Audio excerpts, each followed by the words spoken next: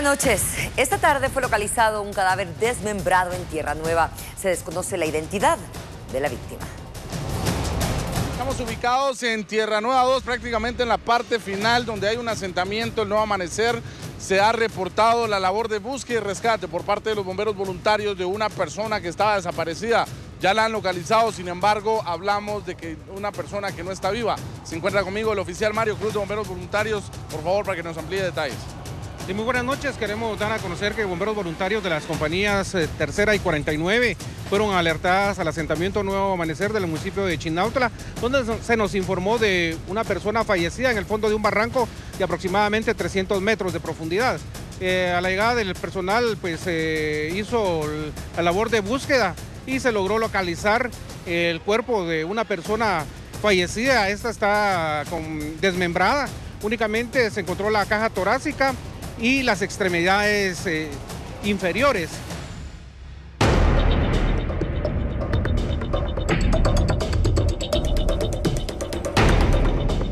Buenas noches. A nuestra sala de redacción llegó una denuncia, y es que padres de familia del Instituto Carlos Martínez Durán exigen la contratación de varios maestros y el remozamiento de los talleres que ocupan los estudiantes.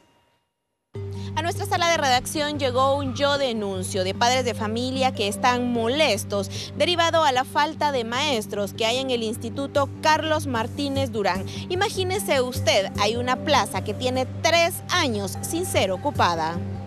Presentamos una solicitud a la supervisión haciendo ver que teníamos la necesidad de profesora de idioma español segundo básico, profesor de dibujo técnico en los 3 grados y profesor de electricidad en los 3 grados, profesor de mantenimiento y reparación de computadoras en los 3 grados. No tuvimos respuesta inmediata. Luego, el 15 de febrero nos presentamos a la dirección departamental haciendo ver también las mismas necesidades. El problema ya se viene dando de muchos años, como lo decía el señor acá, pero sí, lo que nosotros queremos es de que nos ponga atención el ministro de Educación, porque ya mucho tiempo, y durante el tiempo solo un maestro nos han dado, ¿verdad? Otra de las exigencias que están realizando es que se le dé el mantenimiento adecuado a los instrumentos que los estudiantes utilizan al momento de recibir los talleres, ya que los que se encuentran acá están en muy mal estado. El mantenimiento de los talleres tienen años de que nunca los provee de equipo el Ministerio de Educación. Los papás han proveído lo que los chicos necesitan. Estas mesas, los chicos llevan dibujo técnico y no pueden dibujar en ese tipo. Entonces ellos tienen que aportar, los papás, y no todos aportan tableros, ¿verdad?, para poder trabajar. Eso es lo más difícil aquí, ¿verdad? Y luego, que si lograran enfocar, que inclusive tenemos un lavamanos aquí que no tiene ni... que tengo que arreglarlo, pero no lo he hecho.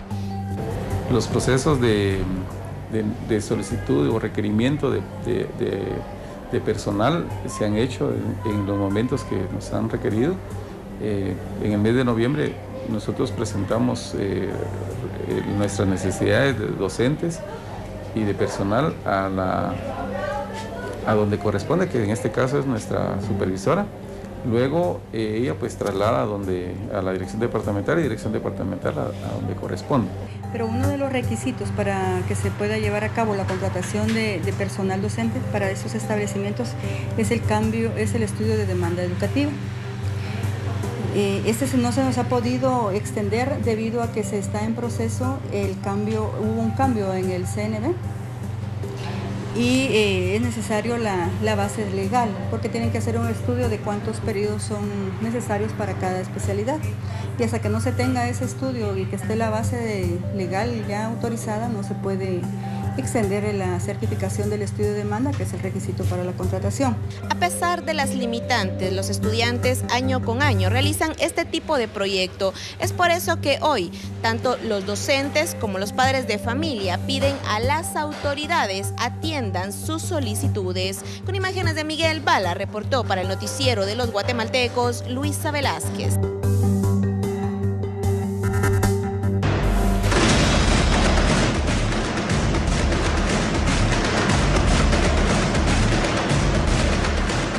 Y mientras muchas escuelas permanecen sin docentes, hoy la situación registró en las carreteras del país una enorme afluencia de los maestros, y es que varios tramos fueron ocupados por estos que piden y siguen exigiendo el cumplimiento del pacto colectivo.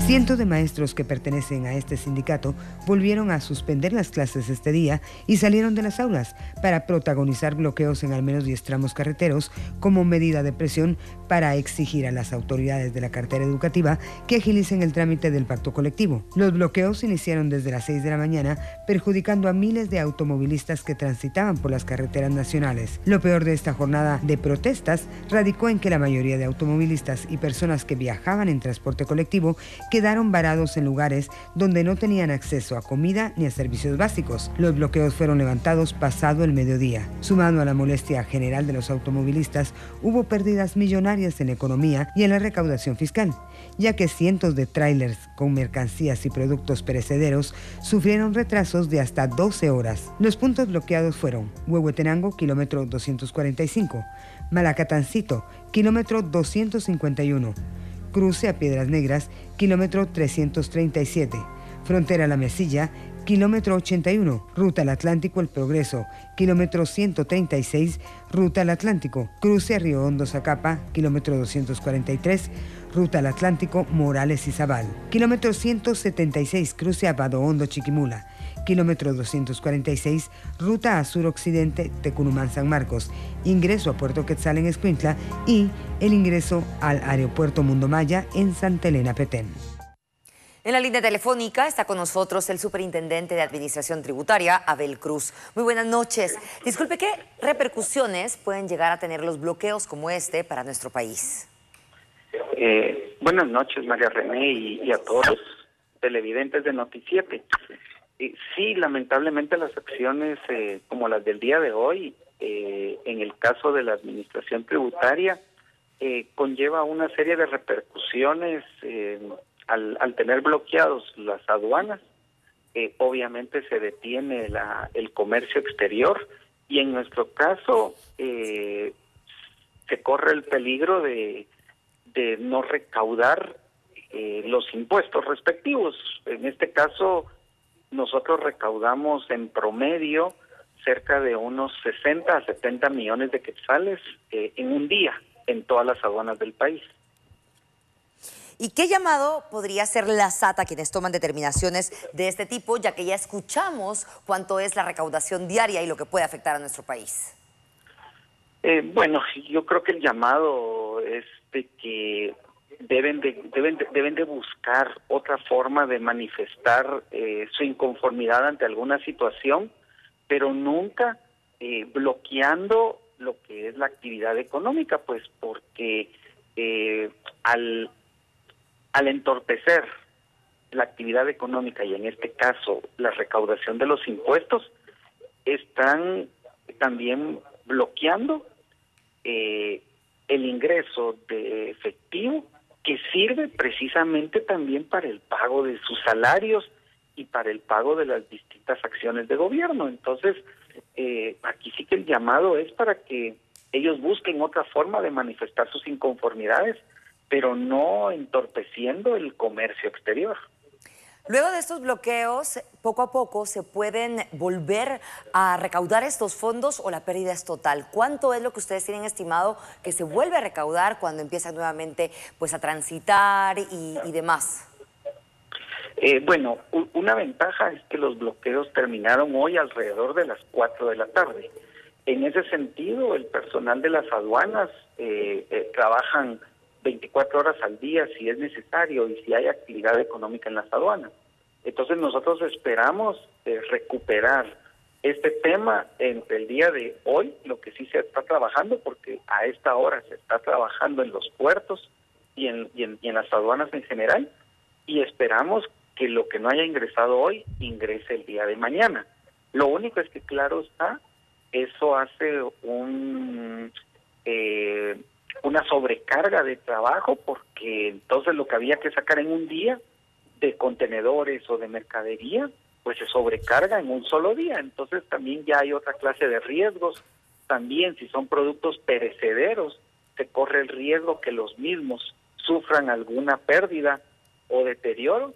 Y también, lo que es peor, para el empresariado le implica un día más de costos en lo que es el almacenaje, en lo que es la refrigeración, en lo que es el pago. O sea, sí hay otra clase de pérdidas, pero nosotros como SAT esperamos, al estar en nuestra disponibilidad de trabajo de 24 horas, que esto no merme y recuperar en los siguientes 2 días.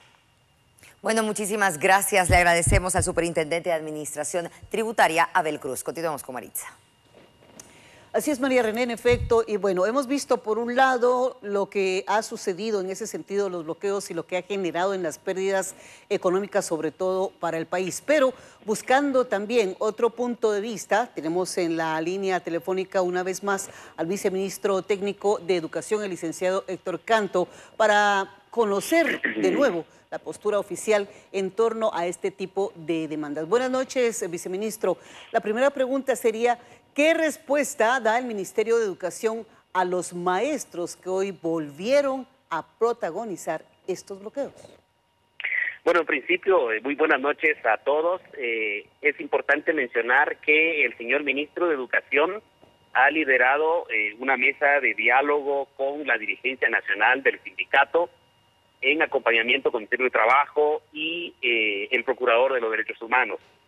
Esto es bien importante, respetar esta mesa, y el mensaje al Magisterio Nacional sería pedirles el respeto a esta mesa que se ha instalado de diálogo, número uno. Número dos, el señor ministro de Educación el día de hoy conformó una comisión para que se identifique con certeza si realmente todos son maestros los que estaban participando el día de hoy en los bloqueos, porque nosotros hicimos un sondeo rápido e identificamos que las escuelas están abiertas, los alumnos están asistiendo. Entonces, pues es una acción que nosotros, al cual nosotros le manifestamos nuestro desacuerdo, porque hay una mesa de diálogo debidamente instalada. Y hasta este momento no ha habido un dictamen desfavorable al proyecto de pacto colectivo. Estamos a la espera que el Honorable Congreso de la República pues dictamine al respecto, y el llamado al Magisterio Nacional, a los maestros que participaron el día de hoy, es decirles que pues respetemos el debido proceso administrativo que lleva esta situación. Perfecto. Muchísimas gracias, señor viceministro Canto, por haber atendido nuestra llamada una vez más. Situación que esperemos logre resolverse, toda vez que quienes una vez más vuelven a perder el tiempo, por llamarlo así, son los niños. No los beneficia. Seguimos, Luis. En efecto, Maritza, uno de estos grupos de maestros que bloqueaban las carreteras del país se ubicaban en las cercanías del aeropuerto Mundo Maya en Petén, pero jamás se imaginaron que al lugar llegarían invitadas especiales. A tempranas horas de este miércoles, un grupo de maestros de Petén se unió a las manifestaciones del Sindicato de Trabajadores de la Educación de Guatemala, bloqueando los accesos al aeropuerto Mundo Maya. Sin embargo, cuando llevaban 2 horas obstruyendo el paso, repentinamente un enjambre de abejas africanas los atacó, por lo que fue necesario llamar a cuerpos de socorro para brindarles auxilio y finalizar con la manifestación.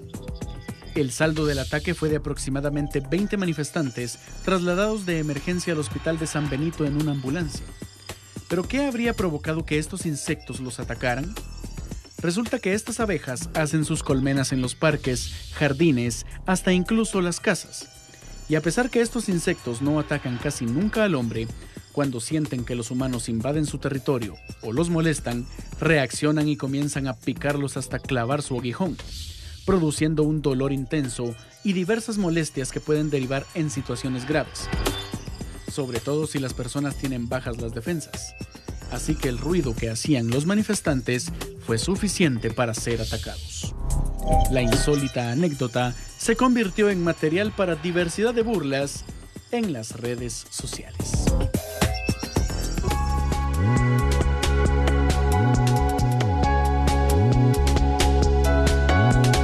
Ayer le informamos sobre la decisión de un centro educativo privado que diferenció con brazaletes a los alumnos que estaban solventes en el pago de colegiaturas. Hoy las autoridades del plantel pidieron disculpas por esta decisión que repercutió en polémica.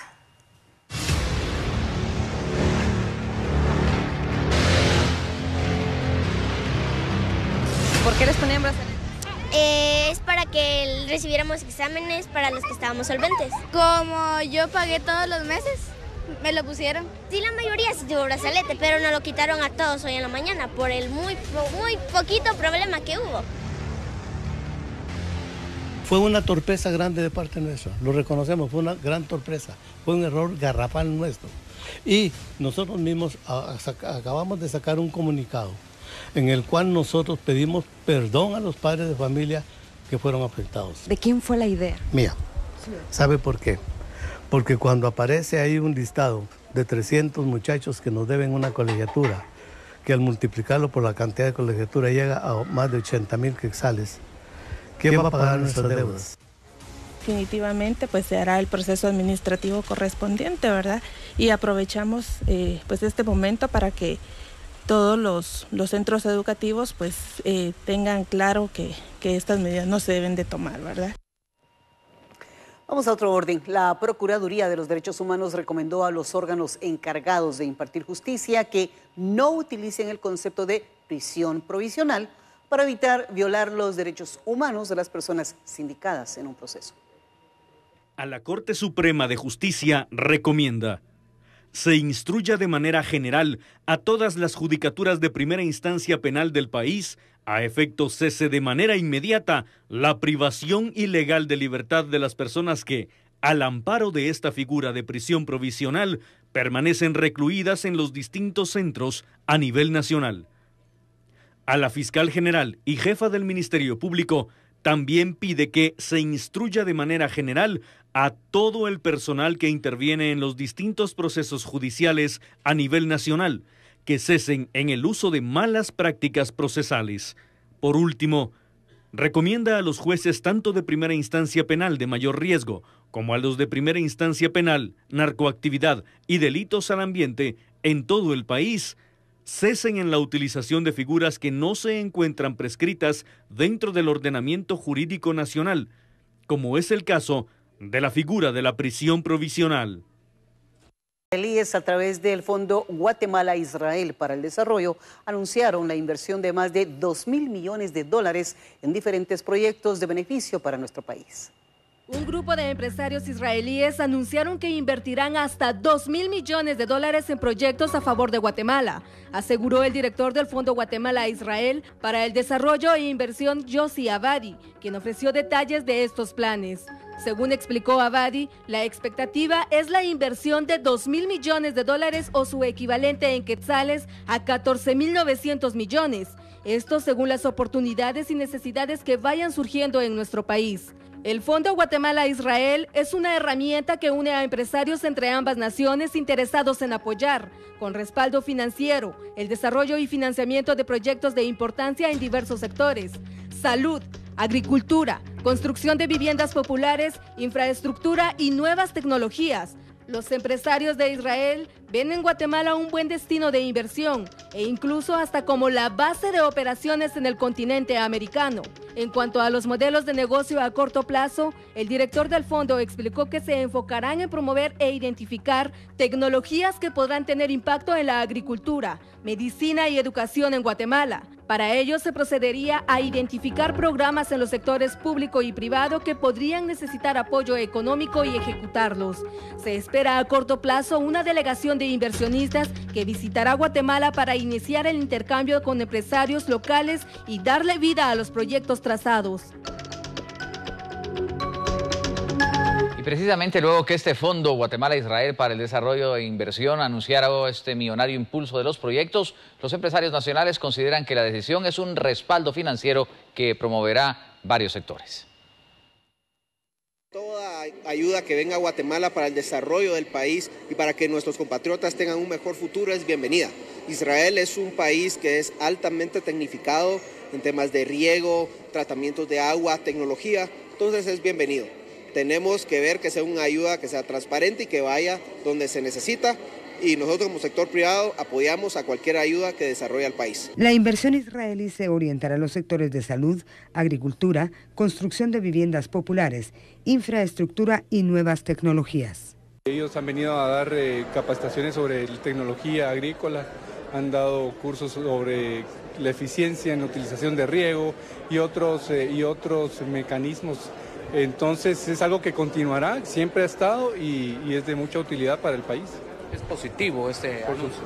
Por supuesto, todo el apoyo que venga en tecnología y en apoyo a la investigación y desarrollo es de suma importancia para Guatemala. La decisión de la Liga Árabe no alcanza a afectar las relaciones comerciales entre nuestro país y estas naciones, según la Asociación Guatemalteca de Exportadores. El principal producto de exportación de Guatemala a los países árabes es el cardamomo, que genera más de 300 millones de dólares al año. Pero estas negociaciones no podrían verse afectadas tras la decisión de la Liga Árabe de retirar el apoyo a Guatemala. La Asociación de Exportadores explica por qué. De momento nosotros no vemos ningún impacto visible. Las exportaciones de cardamomo se llevan principalmente en órdenes de compra, por decir algo, del mes de octubre a septiembre. Entonces, todo lo que es las exportaciones para este año ya están básicamente negociadas. 17,000 toneladas de cardamomo han sido negociadas para este año, de las cuales únicamente el 4% son compras directas de Palestina e Israel. El resto son para el área de Arabia Saudita. El 73% del total de volumen que se exporta de cardamomo va hacia países árabes, que son alrededor de 7 países.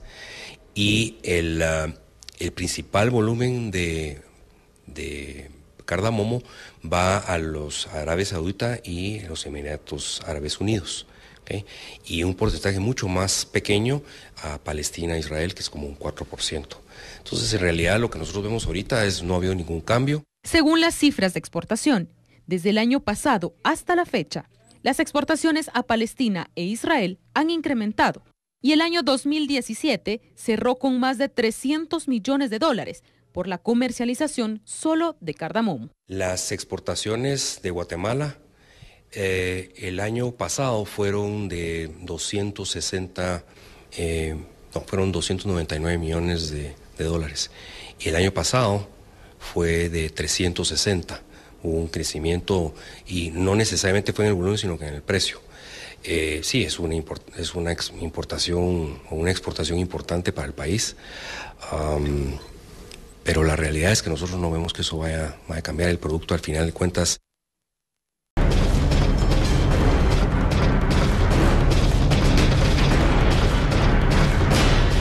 Gran consternación y molestia ha causado un suceso ocurrido en Izabal, donde una niña de tan solo 3 años de edad fue abusada sexualmente por otro niño.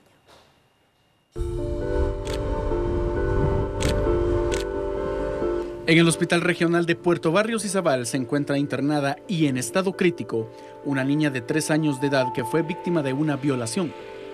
La noticia se conoció en las primeras horas del jueves, luego que pobladores del barrio Milla 37 en Morales Izabal amanecieran consternados por este suceso.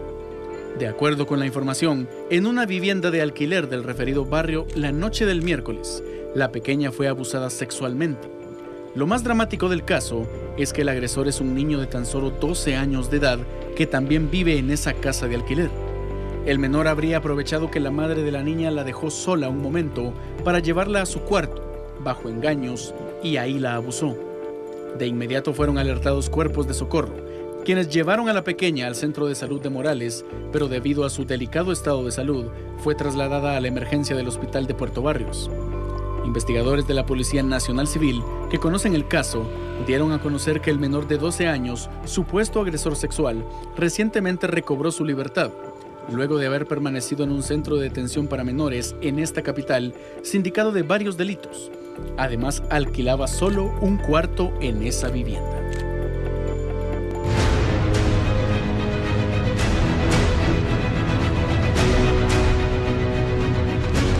Los magistrados de la Sala Tercera constituidos en Tribunal de Amparo rechazaron una aclaración y ampliación que hizo la jueza de mayor riesgo de Erika Lorena Ifán sobre cómo debe resolver la situación jurídica de Anastasia e Irina Vidkov, hija y esposa de ruso Igor Vidkov. Los magistrados de la sala constituidos como Tribunal de Amparo resolvieron una solicitud de los abogados defensores sobre pedirle a la jueza Erika Lorena Ifán cerrar el caso penal de Igor Vidkov y que ese fallo judicial alcanzara a su núcleo familiar. Aquí estamos, esa es gloria de Dios, Dios es grande. La justicia siempre gana. La justicia de Dios siempre gana. Dios es fiel. Dios es fiel. La juzgadora Erika Lorena Aifán realizó una aclaración y ampliación a los magistrados sobre cómo debe resolver la situación jurídica de Anastasia e Irina Bitkov. Las peticiones fueron rechazadas por los magistrados. De esa cuenta, Aifán Dávila debe acatar lo ordenado y cerrar el proceso penal de la familia Bitkov, además de pagar una multa de 1,000 quetzales por no cumplir con esa disposición. El fiscal del proceso no ha impugnado el fallo judicial sobre anulación del juicio que debe enfrentar Igor Bitkov. Asimismo, el MP no ha presentado ninguna acción legal y que la juzgadora también debe cerrar el proceso de Anastasia Bitkov e Irina Bitkov. Autoridades guatemaltecas confirmaron la muerte de una connacional en la frontera sur de los Estados Unidos. ¿Por qué los maltrata, oiga? ¿Por qué los maltrata? ¿Por qué le tiró a la muchacha? ¡La mataste! Con un tono de angustia, una pobladora de la calle Centeno Lane en Río Bravo, Texas, increpa a un agente de la patrulla fronteriza de Estados Unidos por haber matado a una migrante indocumentada. La patrulla fronteriza informó en un comunicado que un agente solitario respondió a un informe de actividad ilegal cerca de una alcantarilla por la calle Centeno, pasado el mediodía del miércoles último. Cuando el agente llegó al lugar, descubrió un grupo de inmigrantes indocumentados y al intentar detenerlos, supuestamente varias personas lo atacaron con objetos contundentes, por lo que el agente disparó al menos una bala de su arma de fuego, hiriendo a uno de los asaltantes, precisó el comunicado. Tras el disparo, una mujer indocumentada cayó herida de muerte y el resto del grupo huyó del lugar. Posteriormente, la patrulla fronteriza detuvo a 3 inmigrantes indocumentados en conexión con el caso. Este día, se conoció que la migrante fallecida es de nacionalidad guatemalteca. Fue identificada como Claudia Patricia Gómez González, de 20 años, originaria de San Juan Ostuncalco, Quetzaltenango. Murió a consecuencia de una herida de bala en la cabeza. Ahora el Buró Federal de Investigaciones, FBI, y los Rangers de Texas, el cuerpo de policía élite del Departamento de Seguridad Pública de Texas, investigan el incidente. Esta noche el Ministerio de Relaciones Exteriores de Guatemala emitió un comunicado que dice que el miércoles 23 de mayo al mediodía se reportó un incidente entre agentes de la patrulla fronteriza y un grupo de migrantes en la comunidad Río Bravo, Laredo, Texas, con el desafortunado saldo de una persona fallecida y 3 más detenidas. El equipo consular guatemalteco en Del Río estableció comunicación desde el mismo día miércoles y se movilizó el jueves por la madrugada a Laredo, y se constató que aún se encontraban recabando información en la escena del crimen. La morgue, la patrulla fronteriza y el FBI. Las autoridades del FBI confirmaron que los 3 detenidos son de origen guatemalteco. Los 3 jovencitos detenidos están en buen estado de salud. Guatemala lamenta cualquier hecho de violencia y el exceso en el uso de la fuerza de la patrulla fronteriza. Hace un llamado a que se respeten en todo momento los derechos de nuestros connacionales, cualquiera que sea su estatus migratorio, en especial el derecho a la vida. Manifiesta su rechazo a cualquier agresión y solicita una investigación exhaustiva e imparcial que garantice el respeto a nuestros connacionales.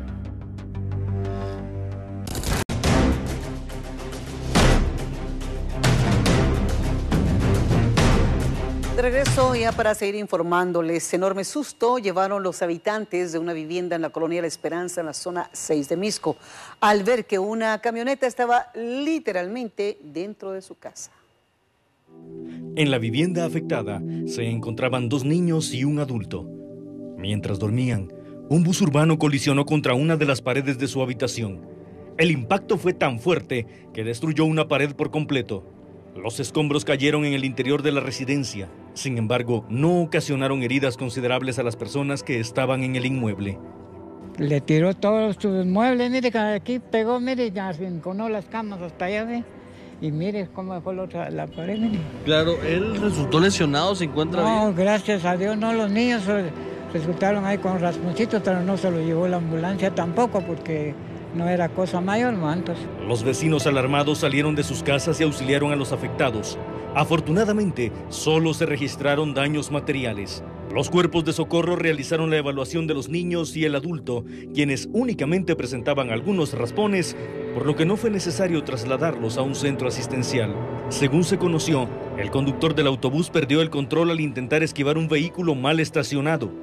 Se presume que el asfalto estaba mojado y los neumáticos se deslizaron hasta que la unidad de transporte impactó de lleno contra el muro. El chofer de la camioneta escapó de la escena del accidente, mientras los afectados esperan que alguien pueda hacerse responsable de los daños.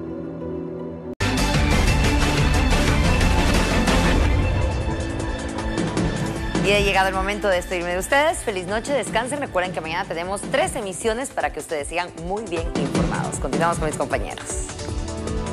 También nos estamos despidiendo, pero lo hacemos con estas imágenes que han circulado en redes sociales, en las que, como se denuncia, un jovencito a quien se le calculan alrededor de 14 años de edad conduce un bus urbano de la ruta 65, identificado con el número 1460. Bueno, y por si fuera poco, Maritza, de ver a este jovencito llevando la unidad con pasajeros, resulta que también cobra 3 quetzales de pasaje, o sea, es una tarifa diferenciada, pues quizás por lo diferenciado del piloto. El video ha causado revuelo en los internautas y pedimos a las autoridades pues investigue este caso, pues que podría poner en riesgo a muchos usuarios ante la falta de un documento, una licencia y también la pericia, la experiencia del dueño o quien tenga a su cargo este transporte. Bueno, ni modo, así son las cosas, pero hay que investigar. Ahí está el número de la unidad. Claro. Con esto nos vamos. Buenas noches, ya mañana viernes, que la pasen de lo mejor. Buenas noches.